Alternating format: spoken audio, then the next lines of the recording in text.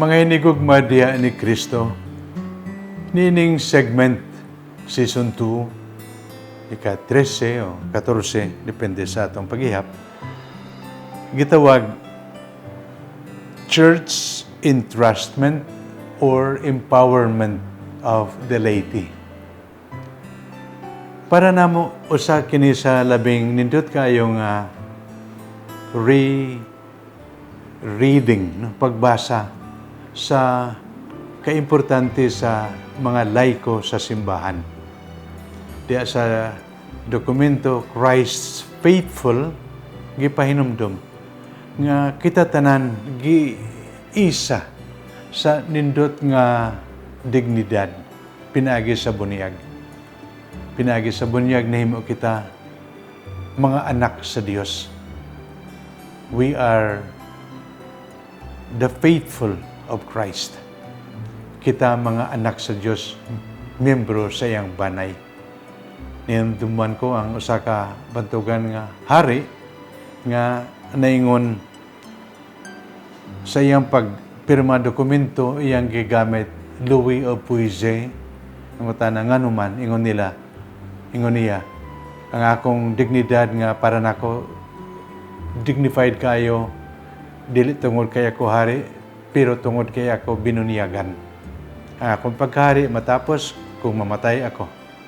Pero ang akong pagkaanak sa Dios, sa bunyag, magpadayon, dinining kalibutana, hangtod sunod pang kinabuhi. Mao nga kining atong pagkaanak sa Dios, no? Kining atong epekto sa baptism, mao kini ang nag-empower natong tanan. Tungod kay ako anak sa Dios, akong buhat sa mga anak sa Dios. O bisan pa akong involvement, ang akong pagtanaw sa akong responsibility, kini tungod kay ako binunyagan, anak sa Dios. Mga hinigugma, labi na sa mga laiko. Matod pa, gone were the times nga naguna-una ang kadaghanan, magbuhat lamang kami kung suguon kami sa obispo, kung member kami sa mandated association. Sayop. Karon ang akong tanang buhat, dikta, matod pa, inspiration, tungod kay ako miyembro sa simbahan, tungod kay ako anak sa Diyos, o tungod niini. No?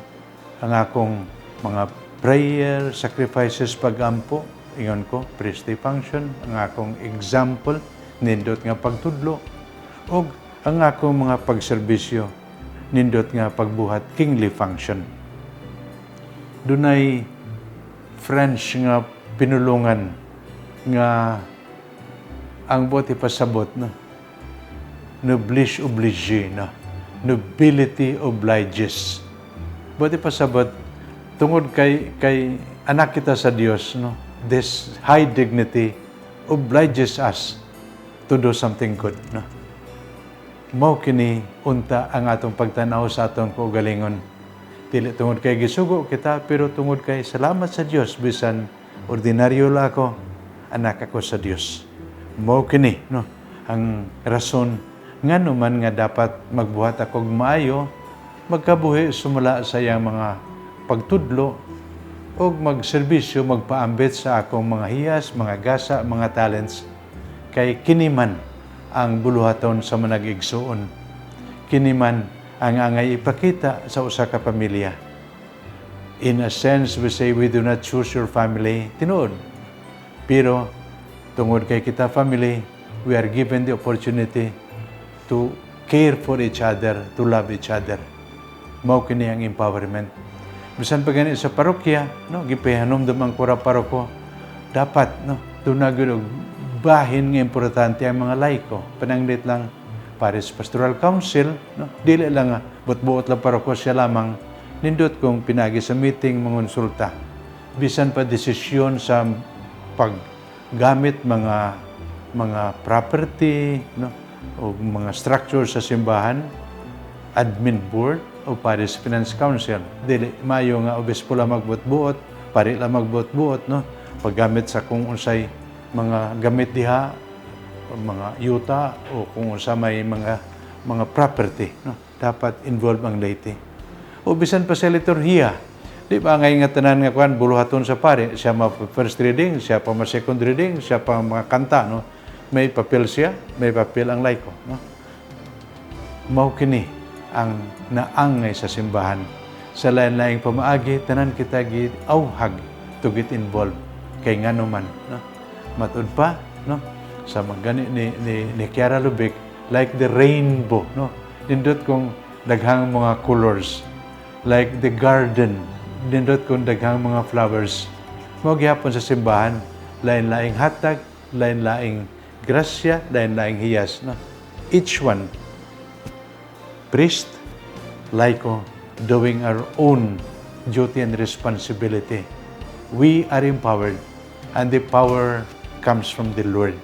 Siya ang nagtawag, siya ang nagsugo, ug siya man ang malipay paghatag balos bunga sa atong mga involvement sa simbahan. Kanyong tanan labi na sa atong laiko ang pahinumdum. Salamat sa Dios, kitang tanan dunay tahas.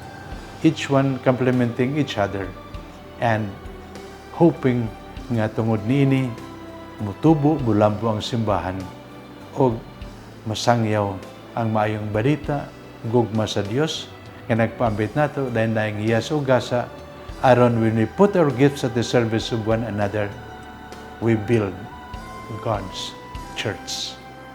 Kanyong tanan, daghang salamat.